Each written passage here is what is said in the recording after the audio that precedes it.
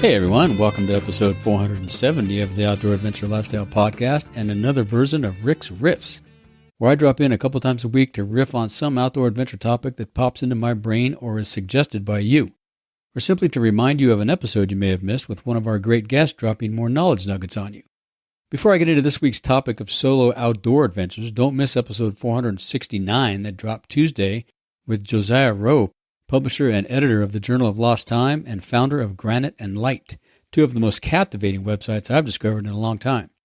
And you also don't want to miss my conversation next week with Dan Flores from Satisfied Labs. I met Dan at the Adventure Elevate event in Asheville. We talk about AI, tourism, and a variety of related ruminations.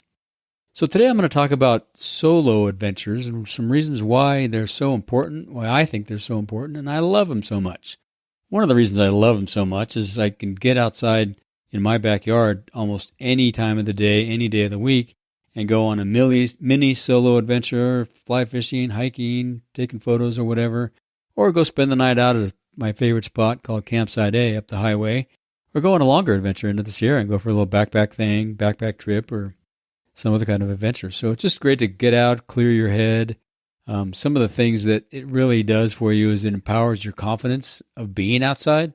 Sometimes those of us that don't get outside a lot are a little, we're a little concerned. We haven't been guides. We haven't been outdoors many, many days and don't exactly know how to do things. So it's always good to go with a friend first. But that first adventure you do by yourself really drives that self-reliance and gives you that personal confidence, whether you're hiking a local trail or camping overnight or just going out fishing for the first time by yourself. You can really boost your confidence. There's a lot of ways to find solitude right in your own backyard. I mentioned some of the things that I do just to get out. I have Campsite A up the road. There's another place that I can go to right down the road, literally minutes from my house. There's a pond, and I can sit out by the pond and watch the bird life, crack a beer, chill out. A lot of times I go out there in the morning. It's so quiet in the morning. The bird life is going crazy. The water's relaxing. It's really beautiful to see the Sierra Nevada mirrored in the pond when there's water in the pond. There's not always water in the pond, but that's one of the cool things to do that are really close to home. But yeah, you don't have to go travel far. Just go for a walk. Go outside to a nearby park. Some of you have wilderness nearby. Go for a hike. All it takes is 20 minutes, 30 minutes, or maybe even an hour to clear your head. It does wonders for me. Some of the benefits are you find peace and solitude in these places. It proves that you don't need to travel far for a fulfilling solo adventure. Focus on the key gear and safety measures that make solo adventures more enjoyable. You don't need a lot. Obviously, if it's raining, you're going to need some rain gear, some weather gear. But if it's a nice, warm, sunny day like it is here 90% of the time in Bishop, I can go out there in my shorts and nothing. Might be some bug juice because the bugs are wild, but just go take a day hike, chill out. I usually take a chair and a book and either a cup of coffee or a beer or a big jug of water just to relax and clear my head and have some solitude time. It's really awesome. That's all your gear you need, a book and a pair of shorts and some water. Probably want to wear a shirt too. Some of the common fears of solo adventuring are encounters with wildlife. If you go into some of the places up in the mountains or up in some of the areas here in Bishop, we have mountain lions. They live in the foothills and they prey and make their living on all the mule deer. So they're out and about. I've never heard of anybody having a negative confrontation with a mountain lion, but you want to be aware of that. If you're in bear country, take your bear bell or your bear whistle. Make sure all the wildlife knows you're coming, unless you're going to go birding, and then you want to be a little quiet so you can go see the birds. But it's really a great thing to do to go see wildlife. I do a lot of birding various times of the year because we get these migratory birds that fly through, and it's pretty interesting to see all the variety of birds that come through at different times of year. Oftentimes, if I'm up in the mountains, I'll see deer, bobcats. I've never seen a mountain lion. The only time I saw a mountain lion was from Steve Barker's back deck.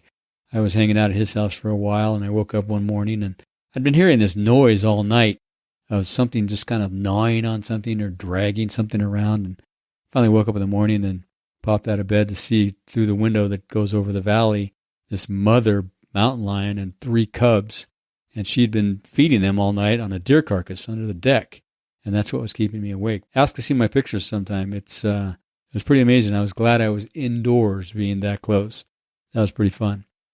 But yeah, your local parks, if you live near national parks, I'm fortunate to live near Death Valley and Yosemite. Those are great places to go for the day and go for an off-the-beaten-path hike, capture some nice pictures. And there's a lot of stories out there about people that have taken memorable solo adventures. Go look online at people write blogs and topics and things. There was the guy, I forget who the guy was that did the walk through the Grand Canyon, but that was an incredible book. And what an incredible adventure. I mean, going by yourself, the challenges he faced, the lessons he learned, the rewards that he reaped. So don't be afraid to do long things too. It can be pretty awesome if you get out there and, go for some time, and really helps you find yourself, clear your head, maybe lose yourself. That's what I try to do, is go lose myself. It's kind of one of the things I love to do. It offers time for reflection and healing. Sometimes I go out to clear my head. I'm just having a tough day, with the podcast, struggling to get some audio right or some phrase right or something. I go out there to clear my head about that, or just some frustration that you have. We all have frustrations in life.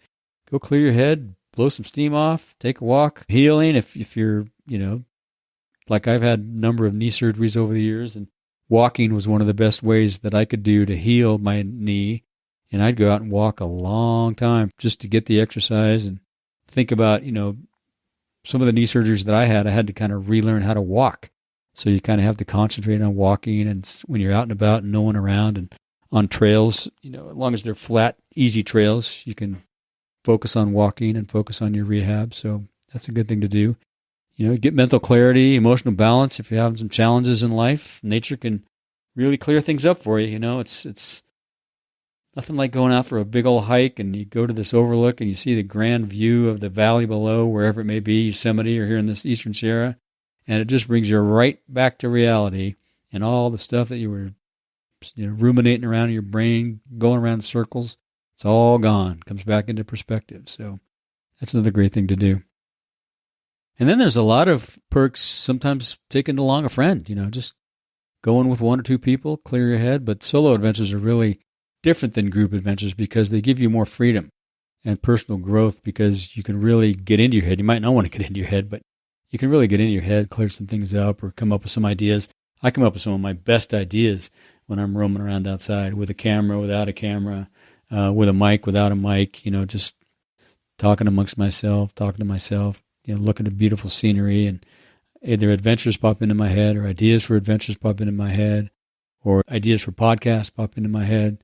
There's a lot of growth that comes from heading out on your own.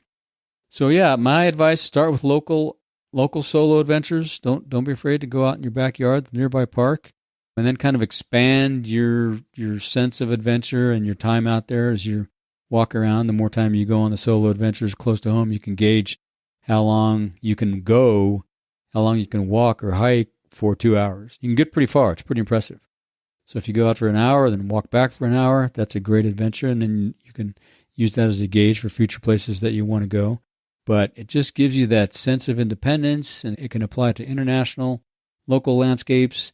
And if you do go on some local adventures, send me a note. Let me know where you went. Let me know what you thought about. Let me know what benefit you got from it. That's all I got for you. Have a great week, and I'll be back again with next week's version of Rick's Riffs.